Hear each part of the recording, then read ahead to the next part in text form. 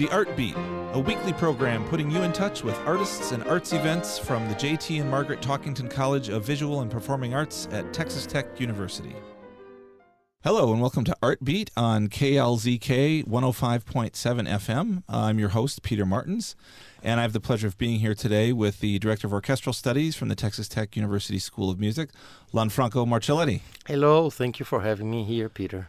Yes, great to have you. And you've been at Texas Tech now since, remind me. January 22. Yeah, I just celebrate 3 years in January. Oh, yeah. Okay. You celebrated. Good. I'm glad to. Yeah, it was a celebration. It was a celebration.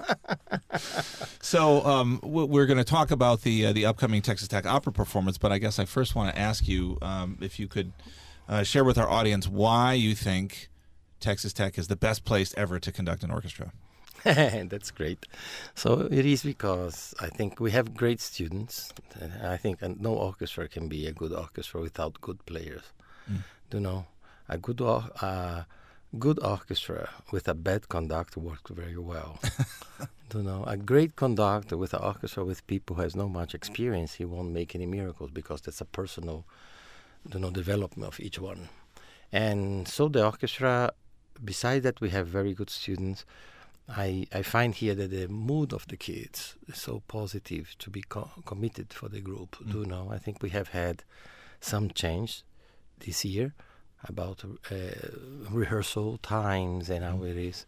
And I'm very impressed what they can do now that we actually was an idea that I really supported because I thought they should have less time in rehearsal but more intense because they have so many things. They are business kids to do that. When you have long process, the tendency is the process starts really only to walk by the end, by the last 2 weeks. So, so that makes me very impressed with the kids, very impressed. And I think that's a great place. And also we have a little orchestra that orchestra gives me a lot of personal pleasure. That is the Sinfonietta, which is an orchestra with no music major from all schools. We have also staff. We had actually already a faculty there playing. And I enjoy so much. It's once a week on Thursdays evening, and I arrive so tired. When I leave, I'm totally upbeat, because they are people who love to be there. They have such a commitment to music, and even if it's difficult for them to find time to practice and everything, you have a lot of medicals too, the biology, the anthropology, all that stuff. They come, and they are willing to come sometimes extra time just to have. We have a coach, Marianne, who works just with them separately or in group outside the rehearsal time, and so but the orchestra, the music major orchestra, is quite something. And I think you were referring to the rehearsal schedule that allows for maybe more focused and intense periods without really draining the students, especially the wind and brass players. Does that translate into having more performing forces available for operas, for instance? Well, the opera right now, for example, I thought would be a challenge because the opera is long.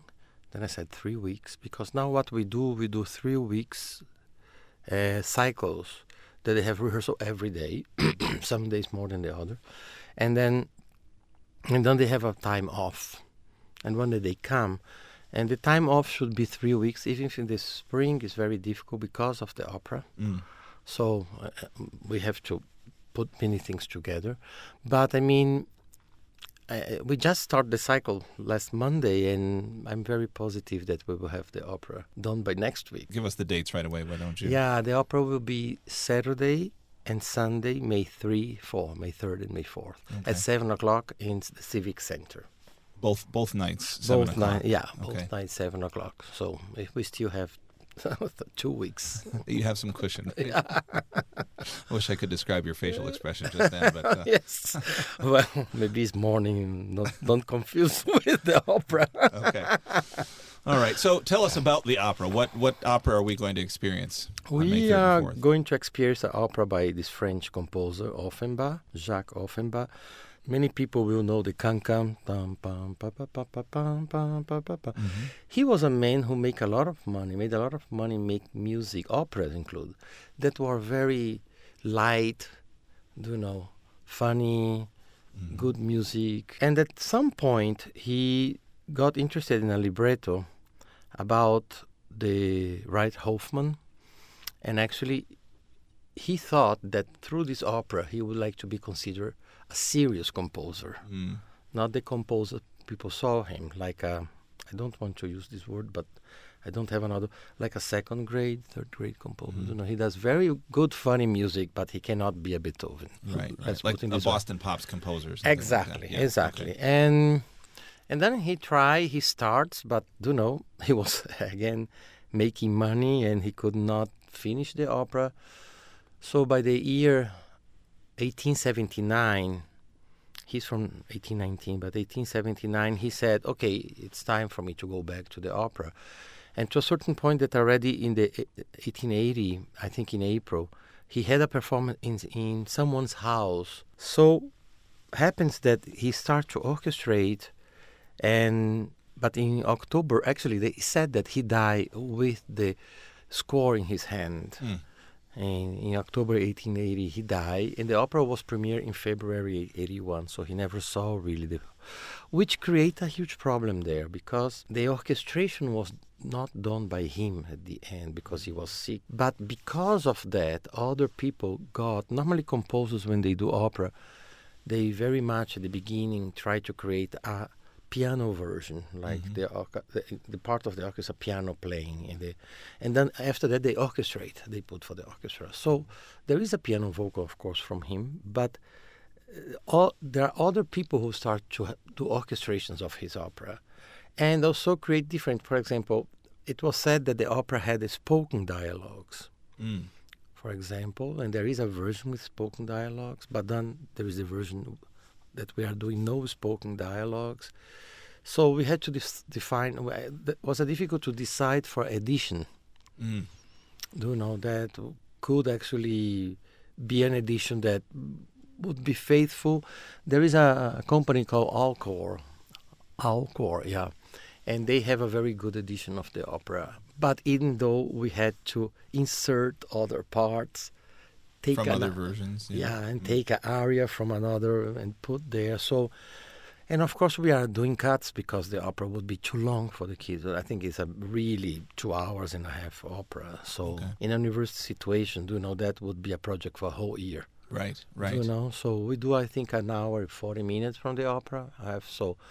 Which would be great. But I mean, the cuts were doing by the stage director we have here, the opera director, Alan Hicks, and he did the cuts in order that you don't really break the idea of the flow of the opera, So right, in that sense, which almost seems especially difficult with this opera. So you mentioned Hoffmann a little while ago, the main subject matter and I guess the main character in the opera, E.T.A. Hoffmann, is himself a literary figure from the early 19th century. As I understand it, in the 1880s, we're heading into what tends to be called verismo opera, right? Where there's a you might think of it as more of a movie sort of plot, right? There's a story, there's characters, and it's Cavalleria continuous. Rusticana, right? Pagliacci, all those operas, yes. Right, and so here we are with this composer at literally at the end of his life, as you say, and this strikes me as a little bit more of a romantic approach to an opera, where it's fantastical, it's got kind of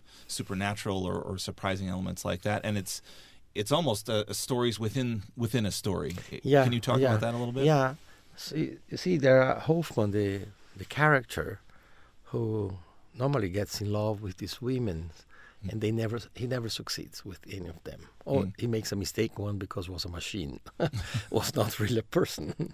And so the opera talk about this very first part when it's discussed about he was in love with a singer, and then there are 5 parts, the opera.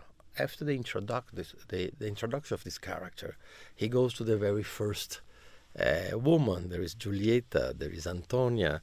So there are 3 parts, that is 3 women, and then the last part is when he realized that nothing actually really happened and everything, But there is a very famous one that he really falls in love with. A man construct a woman,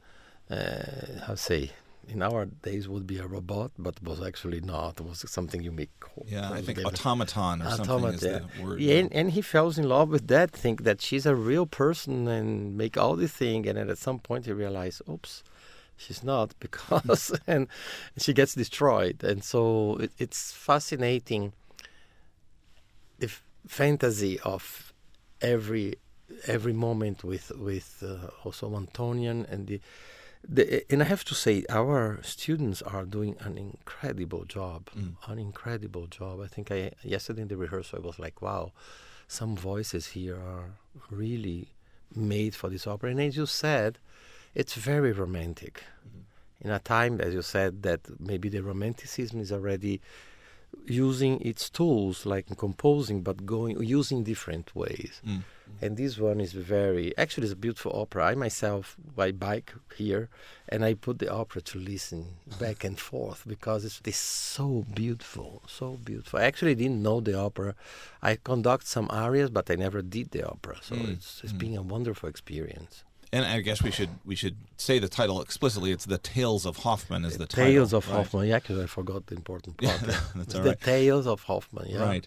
And so the librettist, there is a librettist, right? It's not just text from this author. No, it's a librettist. Jules Barbier, I think, is his name. So I don't know the backstory or the original Hoffmann stories well enough. Would you say the subject material, the plot, the characters, all that, is that largely Hoffmann, or is this really a librettist creation out of some raw material? I would say a creation out something. I don't think it's a real Hoffmann. Okay. And actually something I would actually look further, because the person he offers, I think he creates as a Hoffmann, I hope Hoffmann was not like that.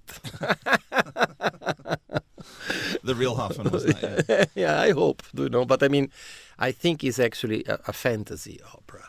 And it's very, very well written. And I think the version that we are doing, I think the edition that we are doing, it's really the long edition. So it creates, it's easy to take things away, cut, insert.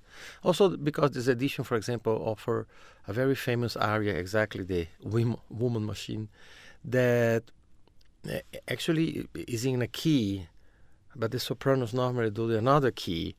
So when we went on the internet, we realized the key they want is there. So we had to make a transition from this edition, because it's not the same. Create a transition to get to this aria, and how to leave this aria to go back to the other edition. So you're, in terms of key relations, right? You can't just kind of lurch from one gear to the next. You are in a key, like say, and then you put another one, and there is nothing. And also had to have since the big edition doesn't have that thing in that key, they prepare that aria with different music, with different things than the other one. So we had to find ways to fix that. Interesting. And you don't feel now. We are still figuring out, because there were extra cuts that were necessary for some reason, and we are still composing sometimes. Yesterday I was composing. Which note should I put here? Okay, cha-cha, and I finished that, and then we go to the other one. Then I asked the Alan Hicks, the stage director, if it's okay if he wait a little moment there, so I can do the transition. And I think in doing so, you're probably participating in a very long and rich tradition of having to make slight compositional changes from the podium during rehearsals of productions like this. Yeah, it's like kind of fun. I actually enjoy so much. It's an element of improvisation to it, huh? That's interesting. At least from your standpoint. Yeah. Now, Offenbach obviously is a French composer, and you're doing the opera in its original language. In French, yeah. Okay. I thought that would be a problem, because the language most spoken for opera, like say is Italian, you get in German, but French, which has a huge repertoire, but it's not, I think, but there was no problem with the kids, no problem. Do you know what I mean? It's, of course, it's a language that's more difficult to memorize, because they have to memorize all this word, and if you don't have a relation to the language, I admire very much opera singers, because sometimes they sing in Russia. And they don't, if you talk to them in Russian after they even don't know which language you are talking. Well, that's great. And I guess for the audience, we'll have super titles as would be normal. Yeah. Well, goodness, the time has flown. I want to thank Lanfranco Marcelletti, Director of Orchestral Studies, who's Thank you for having me opera. here. And it's the Tales of Hoffman, May 3rd and 4th. Saturday and Sunday at 7 o'clock both days in the Civic Theater. At the Civic Center, main theater there. All right. Well, thank you for listening to this week's Art Beat, and we'll see you again next week. Thank you. The Art Beat, a weekly program putting you in touch with artists and arts events from the J.T. and Margaret Talkington College of Visual and Performing Arts at Texas Tech University.